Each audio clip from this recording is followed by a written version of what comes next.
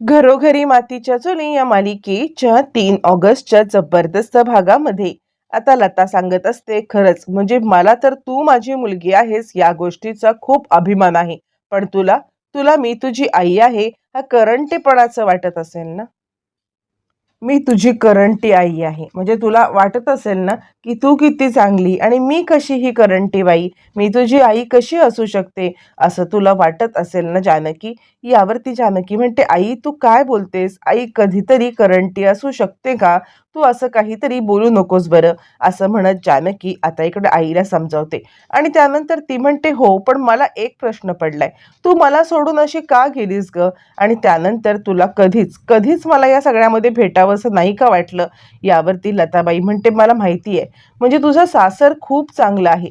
मला माहिती आहे तुझ्या सासरी तुला खूप सुख आहे. पण शेवटी कसं असतं ना, सासर हे सासरच असतं. त्यावेळेला माहेरची एक वेगळीच ओढ असते.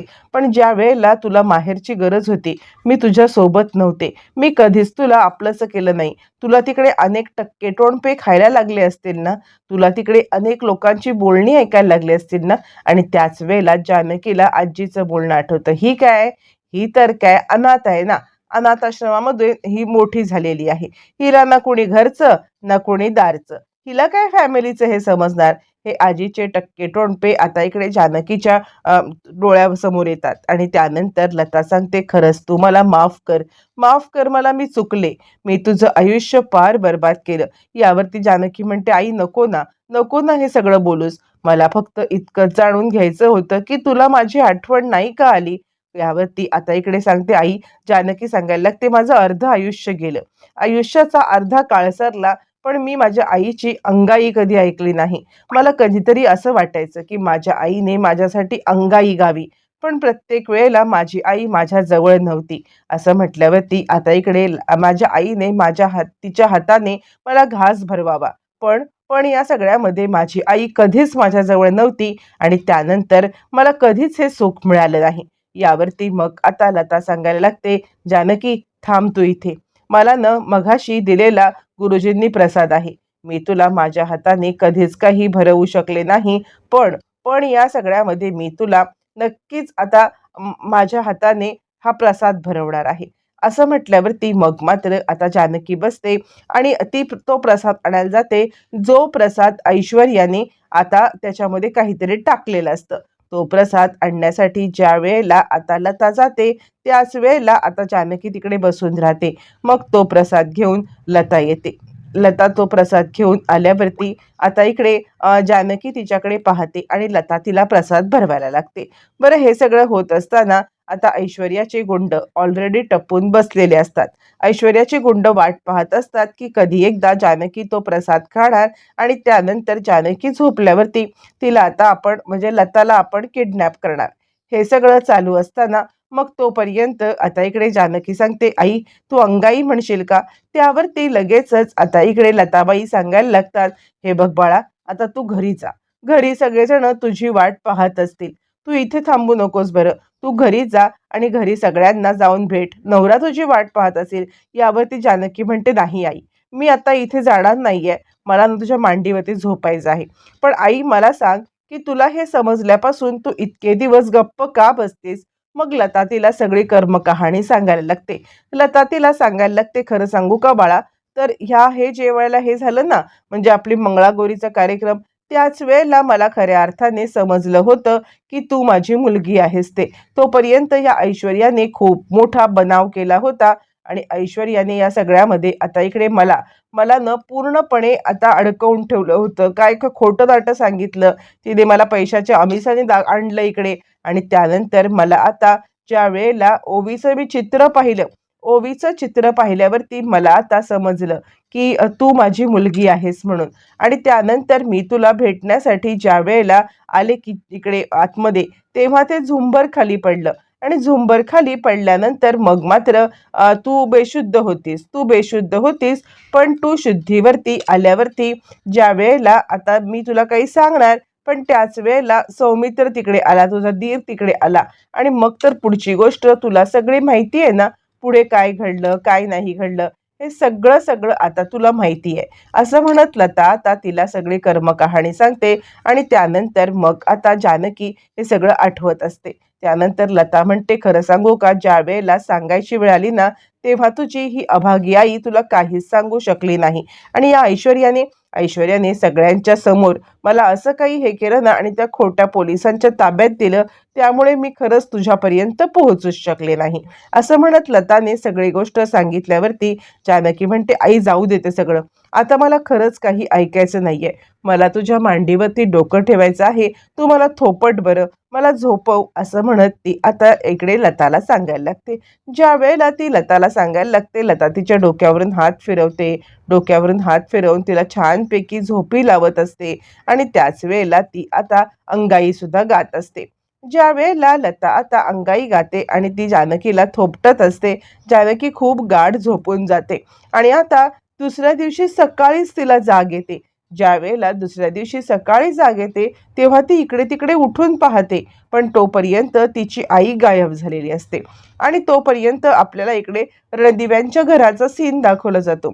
रणदिव्यांच्या घरामध्ये अजूनही जानकी न आल्यामुळे एक टेन्स वातावरण असतं आणि सगळेच जण खूप टेन्स असतात.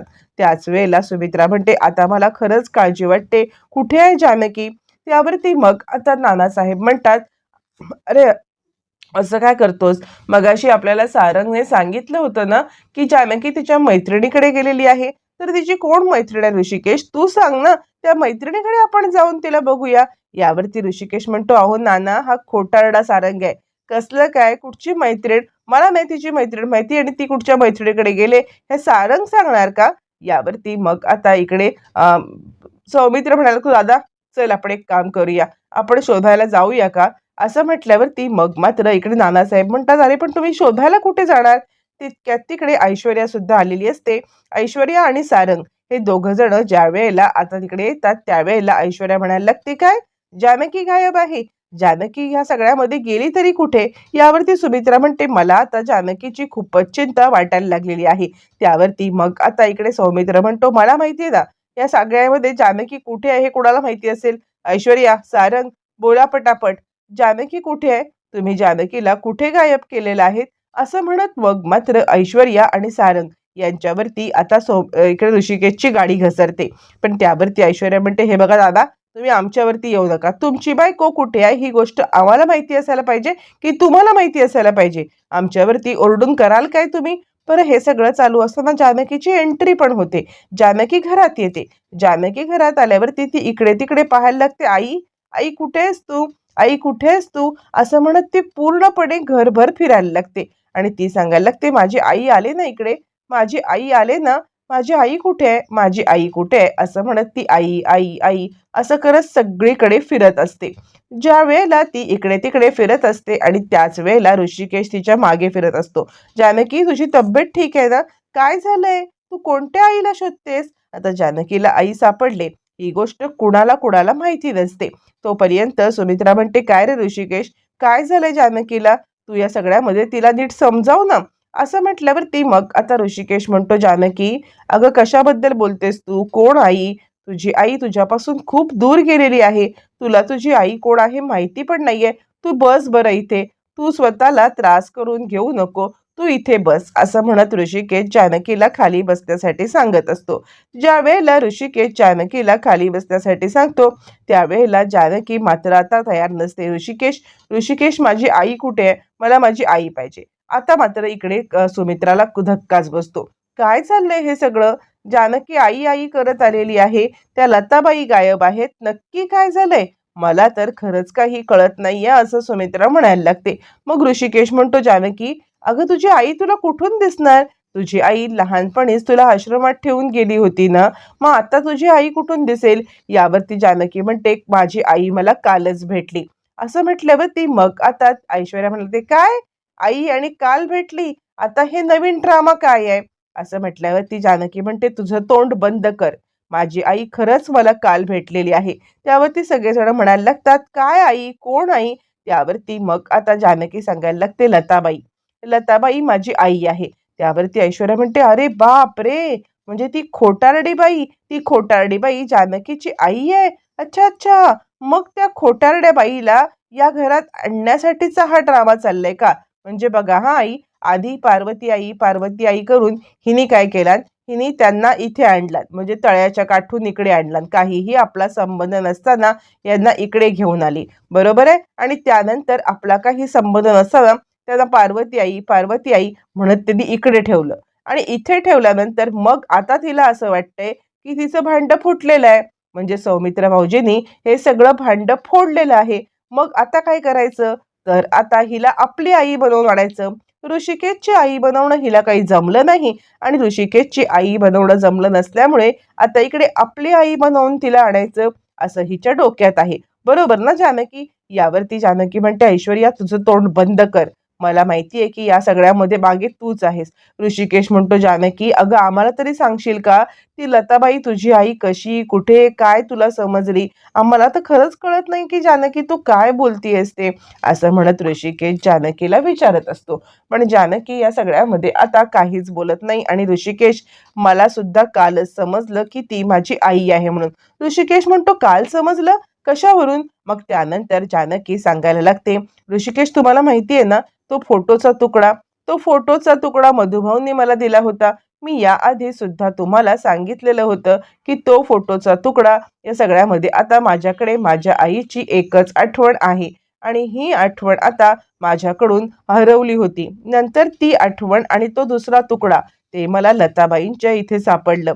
लताबाईंनी या सगळ्यामध्ये आता इकडे तो जो तुकडा होता तो जपून ठेवला होता आणि त्यानंतर मला या सगळ्यामध्ये त्यांनी तो तुकडा दाखवला आणि मला समजलं की ती माझी आई आहे. असं म्हटल्यावरती मग मात्र आता इकडे ती सांगायला लागते, हे सगळं ऐश्वर्याने केले, हे सगळं ऐश्वर्याचं कारस्थान आहे. ऐश्वर्या म्हणते, वा वा वा, म्हणजे ह्या घरामध्ये काहीही झालं ना तरी सुद्धा माझ्यावरतीच आरोप येणार. मी काहीही केलेलं नाहीये, या जानकीचा सगळा डाव आहे, तरी सुद्धा माझ्यावरतीच आरोप. यावरती जानकी सांगायला लागते, नाही, माझ्या आईने मला सगळं सांगितलंय, म्हणजे माझी आई मुळातच या घरामध्ये आली ती तुझ्याचमुळे. सौमित्र म्हणतो, वहिनी काय बोलतेस तू? ऐश्वर्याने आणलं? यावरती जानकी म्हणते, हो, आईने मला सगळं सांगितलं की ह्या ऐश्वर्याने तिला ह्या घरामध्ये आणलं. यावरती सुमित्रा म्हणते, पण जानकी मग त्या कशा काय या घरामध्ये आल्या? यावरती मग आता लगेचच आता इकडे ती जानकी सांगायला लागते, तिला पैशाची गरज होती.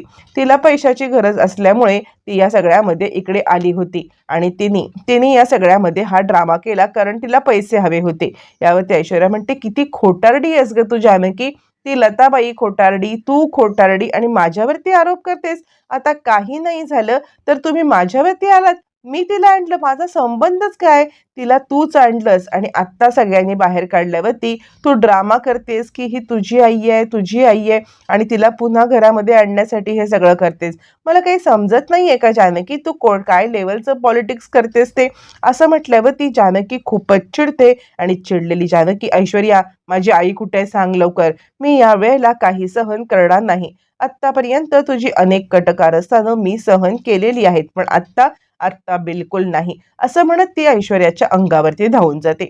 ऐश्वर्याच्या अंगावरती धावून जात तिला आता गळा आवळायला लागते आणि त्यावेळेला ऋषिकेश तिला मागे करतो. ऋषिकेश म्हणतो, जानकी काय घडलंय सांग. यावरती जानकी सांगते, हो, या ऐश्वर्याने तिला घरात आणलं, पार्वती आई बनण्याचं नाटक करायला सांगितलं की ही पार्वती आई आहे असं आपल्याला सांगितलं. ऐश्वर्याचा हेतू मला माहित नाहीये, पण ऐश्वर्याने या सगळ्यामध्ये आता तिला पार्वती आई म्हणून घरात आणलं आणि ती मला म्हटली की इकडे आल्यावर ती ऐश्वर्याने तिला सांगितलं की तीच ऐश्वर्याची मुलगी आहे आणि ऐश्वर्याने तो फोटो सुद्धा लंपास केला. हे सगळं मला आईनेच सांगितलं ऋषिकेश. मी खरं बोलते आहे, माझ्यावरती विश्वास ठेवा. आणि त्यानंतर त्या रात्री मला जेव्हा समजलं की या सगळ्यामध्ये आता पार्वती आई इकडे आलेली आहे, म्हणजे माझीच ती लता आई आहे, त्यावेळेला मी आता तिच्याशी काल रात्री तिच्या मांडीवरती डोकं ठेवून झोपले आणि मांडीवरती ज्या वेळेला डोकं ठेवून झोपले त्यावेळेला अचानकपणे दुसऱ्या दिवशी जाग आली. तर दुसऱ्या दिवशी जाग आल्यावरती माझी आई गायब होती. ऐश्वर्या बोल, तू माझ्या आईला गायब कुठे केलंस? जानकीची एकाच ठिकाणी सुई अटकलेली असते आणि जानकी ऐश्वर्याला बोल, माझी आई कुठे आहे, माझी आई कुठे आहे असं विचारून भंडावून सोडते. ऐश्वर्या म्हणते, एक अपघात, तुझी आई मला नाही माहिती कुठे आहे ती. मग जानकी चिडते, तिचा गळा आवळते. गळा आवळून तिला या सगळ्यामध्ये आता बोल लवकर, माझ्या आईला कुठे गायब केलेस, बोल माझ्या आईला कुठे गायब केलेस असं म्हणायला लागते. तोपर्यंत सुमित्रा, ऋषिकेश, आता इकडे सौमित्र सगळेजण जानकीला बाजूला करतात. त्यानंतर सुमित्रा सांगायला लागते, जानकी बस झालं हं, मी हसले घाणेरडे आरोप ऐकून घेणार नाहीये. तू ऐश्वर्यावरती नको नको ते आरोप करशील, तिला नको नको ते बोलशील आणि मी ऐकून घेईन असं वाटलंच कसं ग तुला? मी हे बिलकुल ऐकून घेणार नाहीये. ऐश्वर्याने काही केलेलं नाहीये, उगाचच तिच्यावरती असले घाणेरडे आरोप सहन करणार नाहीये. अगं तुझी आई ना ती, तुझी आई काल तुला सापडली म्हणतेस, बरोबर आहे. आता ही खोटारडी बाई आधी पार्वती बनून इकडे आली होती, ऋषिकेशची आई म्हणून मिरवत होती. आता अचानक ती तुला सांगते की ती तुझी आई आहे. बरं असू दे, कुठे पुरावा आहे तुझ्याकडे, दाखव मला. तुझ्याकडे काय पुरावा, तू मला सांग. तो फोटो कुठे आहे, दाखवतो फोटो. आता मात्र जानकी गडबडते. काल जो आईने मला फोटो दाखवला होता तो गेला कुठे? नाही नाही, काहीतरी गडबड झाली. आणि जानकी म्हणायला लागते, पुरावा पुरावा पुरावा कुठे गेला ऋषिकेश, पुरावा कुठे गेला असं म्हणत जानकी स्वतःच खूप अस्वस्थ होते. आणि पुरावा पुरावा कुठे तो फोटो गेला असं म्हणत ती आता तिकडे खाली कोसळते. खाली कोसळल्यावर ती जानकीला चक्कर आलेली असते. ऋषिकेश आता इकडे लगेच तिला सावरतो आणि काहीच कळत नसतं. आणि त्यावरती ऋषिकेश म्हणतो, काही गोष्टी आपल्याला समजत नाहीयेत. लताबाईंना घेऊन गेलेले पोलीस सुद्धा खोटेच होते. आता मात्र सुमित्राला धक्का बसतो. काय आहे हे सगळं? लताबाईंना खोटे पोलीस घेऊन गेले. इकडे जानकी सांगते ती माझी आई आहे. मग सुमित्रा जानकीला रूममध्ये ठेवून आपल्या रूममध्ये येते. रूममध्ये आल्यावर ती सुमित्रा विचार करायला लागते, काय चाललंय हे सगळं? म्हणजे ऋषिकेश म्हणतो की खोटे पोलीस होते, जानकी म्हणते की ती आई आहे. मग तिला ह्या घरात आणलं कोणी, ह्या घराचं सगळं सांगितलं कोणी, मला खरंच काही कळत नाहीये. यावरती ऐश्वर्या म्हणते, हे बघा आई, तुम्हाला काय वाटतंय जानकी बहिणी सगळंच खरं बोलतायत काय? अहो ती बाई आहे ना, ती आता आधी पार्वती बनून आली. पार्वती बनून आल्यावरती ती आता आपल्या जानकीला गोड गोड बोलून भुलवलं. जानकी आपली साधी, आणि आत्ता काय तिला बाहेर काढल्यावरती लता लता म्हणत जानकीला भुलवलंय. तुम्हाला कळतंय का? हे सगळं तिने जे केलंय ना, पैशासाठीच केलंय. किंवा किंवा अजून एक ऑप्शन असं असू शकतं ना, की जानकी बहिणीनेच तिला या घरात पेरलं होतं का?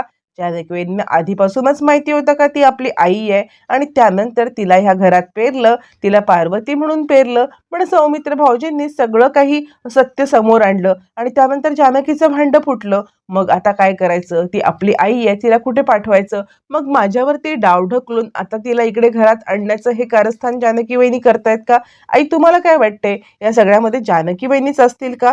आता इकडे सुमित्रा विचार करायला लागते, सगळं ही कथा आहे ती जानकी भोवतीच तर फिरतीये. मग जानकीच खरी सूत्रधार आहे का? असं ह्या दोघांनी तिच्या मनामध्ये बरोबर पेरलेलं असतं. आणि ती सगळ्या गोष्टींची लिंक लावत असताना प्रत्येक गोष्टीची लिंक जानकीपर्यंतच येऊन थांबते. पहिल्या वेळेला पार्वतीला घरात आणणारी जानकी, त्यानंतर निघून गेल्यावरती पुन्हा तिला घरात आणायला बघणारी जानकी. मग जानकीलाच या घरामध्ये ती बाई हवी आहे आणि त्यांचा हेतू काही वेगळा आहे का, असं हे दोघं जण तिच्या डोक्यामध्ये भरवतात. आणि त्यानंतर हलक्या कानाची सुमित्रा तेच विचार करायला लागते. आणि त्यानंतर मग आता इकडे हे सगळं चालू असताना अचानकपणे आता जानकीला जाग येते. जाग आल्यावरती जानकी सांगायला लागते, मला माझ्या आईला शोधायला जायलाच पाहिजे. कुठे आहे माझी आई, माझी आई कुठे आहे? असं म्हणत जानकी आता घराबाहेर पडणार, तितक्यात पोलीस येतात. आणि जानकी, रणदिवे, काल तुम्ही त्या तलावाच्या बाजूला होतात का? यावरती जानकी म्हणते, हो, काल मी माझ्या आईला भेटले होते. यावरती आता इकडे पोलीस म्हणतात, अच्छा, मग तुम्ही तुमच्या आईलाच मारलं? जानकी म्हणते, काय बोलताय तुम्ही? यावरती ते सांगायला लागतात, हो, काल न एक तुमच्या त्या बाईला तुम्ही आता तळ्यात ढकलून मारण्याचा प्रयत्न केलात आणि तसे साक्षीदार आहेत आमच्याकडे. असं म्हटल्यावरती मग आता इकडे जानकीला लगेचच घेऊन पोलीस निघालेले असतात. ज्या वेळेला जानकीला पोलीस घेऊन निघतात आणि त्याच वेळेला इकडे ऋषिकेश तिच्या मागावरती यायला लागतो. ऋषिकेश सांगतो, कोणतेही साक्षी पुरावे जानकी असले ना, तरी माझा तुझ्यावरती पूर्णपणे विश्वास आहे. तू असं कधीच काही करणार नाहीस, ही गोष्ट मला माहिती आहे. असं म्हणत तो आता जानकीच्या पाठोपाठ जायला निघालेला असतो.